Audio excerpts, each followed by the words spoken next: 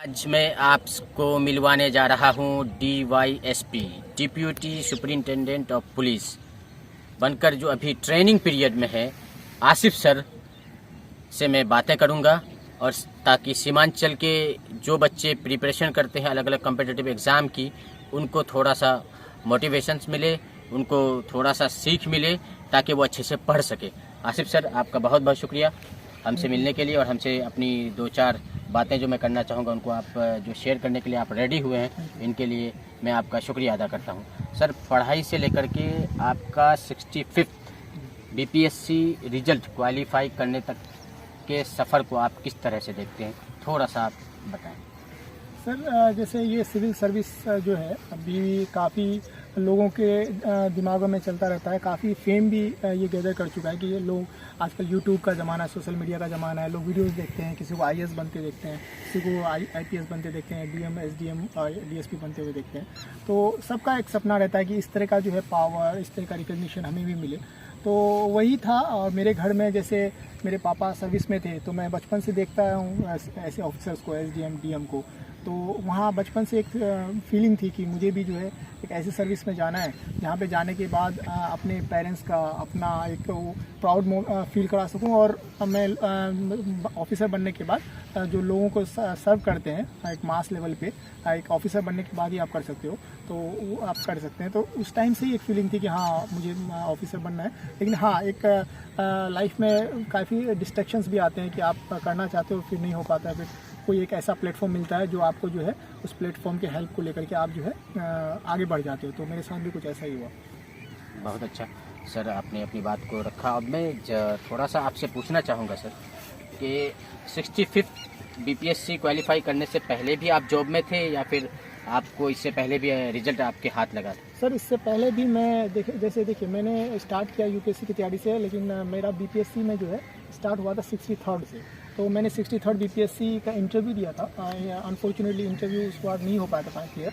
तो उसके बाद 64th में मेरा एक हो गया था, सप्लाई इंस्पेक्टर मिला था मुझे। तो मैं 4 महीने सप्लाई एज MO पलासी जो अररिया डिस्ट्रिक्ट में आता है, मैं वहाँ पे 8 महीने जॉब किया हूँ 64th में जो हुआ था मेरा।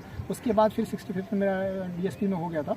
फिर मैं वहाँ छोड़ करके अभी जो है DSP की ट्रेनिंग राजगीर नालंदा में कर रहा हूँ, जिसका जो है आधा ट्रेनिंग ऑलमोस्ट हो गया और आधा ट्रेनिंग अभी बाकी है। तो अभी होली की छुट्टी में मैं घर आया हुआ था, तो अभी ट्रेनिंग चल रही है हमारी। इससे पहले मेरी एक जॉब थी जिसको मैंने छोड़ा था, और 66 का भी मेरा इंटरव्यू कॉल हो गया था, लेकिन मैंने इंटरव्यू नहीं दिया था क्योंकि ऑलरेडी मेरा DSP में सिलेक्शन हो चुका था, तो मैंने फिर इंटरव्यू नहीं दिया था। तो सर, जो हमारा आने वाली नस्लें हैं जो अभी जो प्रिपरेशन कर रहे हैं वैसे बच्चे PCS के लिए, उनको थोड़ा सा आप बताएं कि वो किस तरह से अपने पढ़ाई को लेके चले और क्या उनका टाइमिंग होना चाहिए और कौन कौन सी बुक्स पढ़े, ये थोड़ा सा आप बता दें सर। सर, सबसे बड़ी बात है कि सबसे पहले आपको एक दिमाग से एक चीज़ क्लियर करना पड़ेगा कि हम कर सकते हैं। ठीक है, हमारे ज़िला का मैं यही देख रहा हूँ कि नंबर्स बहुत कम है ब्यूरोक्रेसी में। पता नहीं क्यों कम है। यहाँ के लोग, या चाहे तो लोग नहीं समझा पा रहे हैं अपने बच्चों को, या बच्चे नहीं समझना चाह रहे हैं। इनको लगता है कि हम नहीं क्लियर कर पाएंगे। ऐसा कुछ नहीं है। जब आप सोचोगे कि नहीं क्लियर कर पाएंगे तो नहीं क्लियर कर पाएंगे।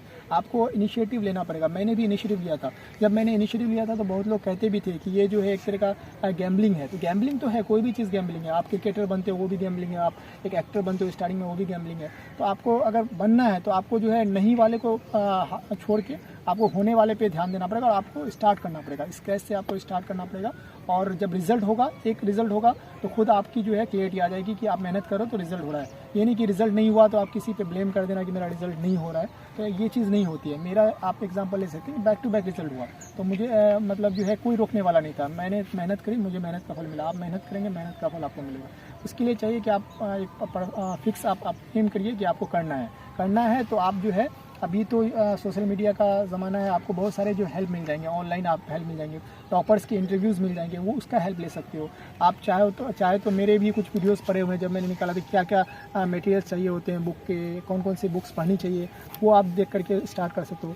मैं ये कहूँगा कि अगर आप अभी स्टार्ट करने की सोच रहे हो तो ये है कि कुछ बेसिक्स बुक्स होती हैं वो आप स्टार्ट NCERT से शुरू करें। उसके बाद कुछ स्टैंडर्ड बुक्स होती हैं, चाहे वो पॉलिटी हो, हिस्ट्री हो, वो उसको लेकर के आप जो है पढ़ें। और 1 साल तो काफ़ी मेहनत करनी पड़ती है। जब आप स्क्रैच से स्टार्ट करते हो तो आपको कुछ नहीं आता होता है।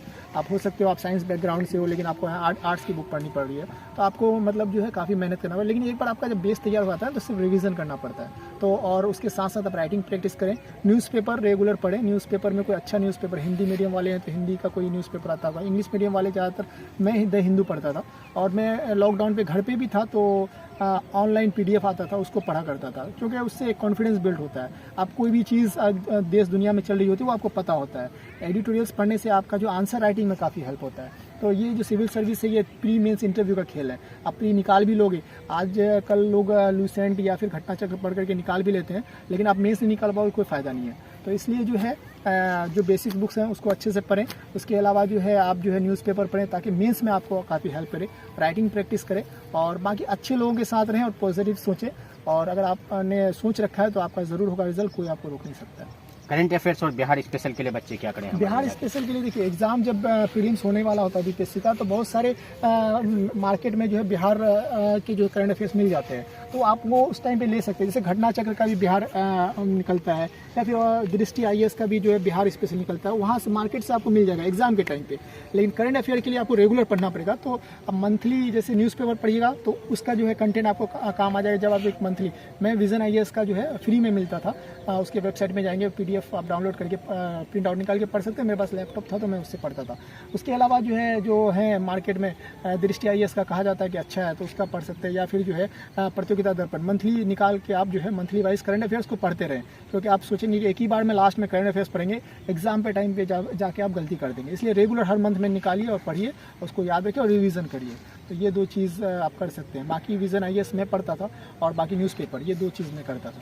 और आसिफ सर, अब आखिर में आप ये बताते चलें कि पढ़ाई से लेकर के DYSP बनने तक के सफ़र तक में आपका वो पल जो संघर्षपूर्ण रहा हो, संघर्ष से भरा रहा हो? संघर्ष था जब आप BTech करते हैं, MBA करते हैं, फिर प्राइवेट जॉब हो जाती है, घर वाले करने नहीं देते हैं, फिर कहते हैं कि नहीं तुम तैयारी करो, तुम्हारा UPSC वगैरह निकालो, हो जाएगा। तो फिर एक नया स्ट्रगल और नया एक लड़ाई लड़ने के लिए आप आगे बढ़ते हैं। तो उस टाइम पे लगता है कि पता नहीं प्राइवेट जॉब तो करने नहीं दे रहे गार्जियन, और जिस चीज़ की मैं तैयारी कर रहा हूँ इस चीज़ के लिए बहुत सारे लोग तैयारी करते हैं, आपका हो पाएगा नहीं हो पाएगा। जब आप बिगिनिंग से स्टार्ट करते हो तो उस टाइम पर डर लगता है थोड़ा सा कि मैं जिस फील्ड में जा रहा हूँ तैयारी करने के लिए, वो फाइनली इसका आउटपुट मिलेगा नहीं मिलेगा, वो था। और उसके बाद दूसरा ये था कि जब लॉकडाउन था तो लॉकडाउन में जो है इंटरव्यू जो है 64th का मेरा मेंस क्लियर हो गया था। वो पीरियड काफ़ी आगे बढ़ रहा था, इंटरव्यू का टाइम काफ़ी आगे बढ़ रहा था। 5-6 महीने बाद रिजल्ट के मेंस का आने के बाद 5-6 महीने बाद इंटरव्यू का था। तो वो टाइम काफ़ी डिफिकल्ट था मेरे लिए, क्योंकि जब तक आपका रिजल्ट नहीं होता ना तक आप अनएम्प्लॉयड रहते हो और एक एक दिन के लिए आपको सोचना पड़ता है कि कब नौकरी लगेगी, कब आप अपने पैर पे खड़े होगे। तो वो कुछ लॉकडाउन का पीरियड थोड़ा सा स्ट्रगलिंग था। बाकी पहली बार जब मेरा इंटरव्यू में 63rd में नहीं हुआ था, उस टाइम पे थोड़ा सा जो है काफ़ी ज़्यादा बुरा लगा था कि आपका पहला इंटरव्यू में नहीं होता है। उसके बाद overall back to back result होता था, तो इसलिए जो है वो ठीक रहता था। उसके बाद चलिए सर, अब आप जानना चाहेंगे कि ये आपका सफ़र DYSP तक ही रह जाएगा, रुकेगा ये गाड़ी, या फिर आप UPSC के लिए भी ट्राई करेंगे? मैं ट्राई कर रहा हूँ, UPSC के में अटेम्प्ट्स बाकी हैं। आपको सबको पता होगा जो भी एस्पायरेंट है कि उसमें एक एज लिमिट होता है, उसका एक अटेम्प्ट होता है। मैंने 2 अटेम्प्ट लिए हैं UPSC के, क्योंकि स्टेट सर्विस के चक्कर में मैं उधर नहीं कर पा रहा था। अभी एक एज वाला जो पैरामीटर है वो बचा हुआ है और अटेम्प्ट भी बचे हुए हैं। अभी मैं ट्रेनिंग में हूँ, फॉर्म मैंने भर रखा है, लेकिन उस लेवल की पढ़ाई नहीं हो पा रही है। लेकिन हाँ, ऑब्वियसली कोई भी जब स्टेट सर्विस क्लियर कर लेता है उसके बाद फाइनल उसका UPSC रहता है। मेरा भी ऑब्जेक्टिव है UPSC अटेम्प्ट लूँ, जब तक रहेगा तब तक लूँगा। मेहनत भी कर रहा हूँ जितना हो सके, जितना पोटेंशियल है। हाँ, UPSC के लिए तैयारी कर रहा हूँ, जब तक एज बाकी है एटलीस्ट तब तक तो मैं दूंगा। बहुत खुशी हुई सर आपसे मिल करके। ये थे हमारे DYSP आसिफ सर, जो अभी ट्रेनिंग पीरियड में है। ये आप सबसे अपनी जो राय है, सलाह है, वो दे रहे थे। जय हिंद।